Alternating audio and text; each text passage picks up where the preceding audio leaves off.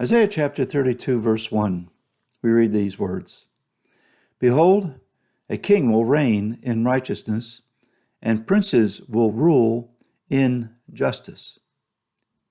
Some years ago, a Gallup poll rated various professions concerning honesty and ethics. The results should come as no surprise. People rated our elected officials at the bottom of the list in the area of honesty and ethics. Governors, senators, and congressmen rated slightly higher than a used car salesman. Between 9% and 15% of people questioned rated these officials as being honest. This means that 85% of our populace views that our governing officials are dishonest, that is, to be morally corrupt.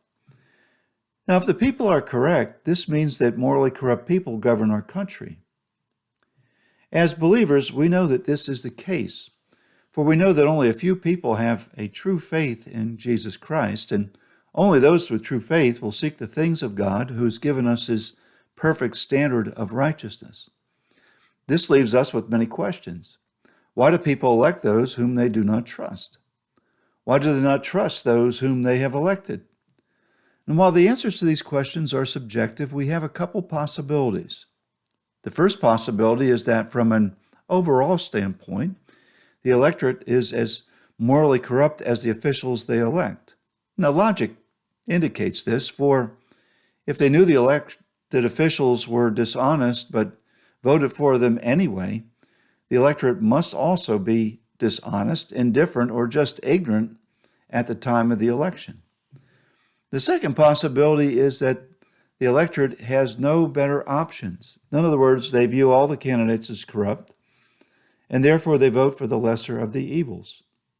And the third possibility is that the elected officials campaign on one thing, but do something else when they get in office. This means that the people vote with a certain trust level and then get disheartened after the politicians take office and do things contrary to their campaigns. In many cases, the elected officials may send out a hypocritical position in their campaigns, taking both sides of an issue through crafty words. They may also, by their silence on an issue, demonstrate an avoidance tactic, which the electorate sees as dishonest. In many cases, they compromise on issues, taking no firm stand at all. All these things breed mistrust. The point here is not to dissect and debate over our political process, but it is to look forward.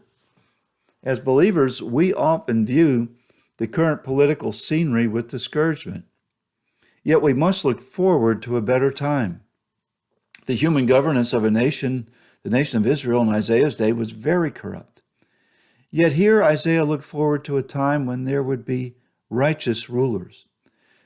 When is this time? Isaiah was looking forward to the millennial kingdom, when the Messiah, Jesus Christ, would reign in righteousness. It will be a time when the righteous king will rule over his righteous kingdom, and those that rule with him will govern with righteousness. Today, we need to keep things in perspective.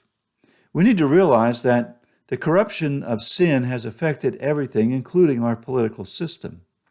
We need to sort through the deception to the best of our ability, but rather than be discouraged in this perception of our elected officials, we need to stand steadfastly for the truth. Like Isaiah, we should look forward to the day when Christ, our King, will establish his righteous reign on earth.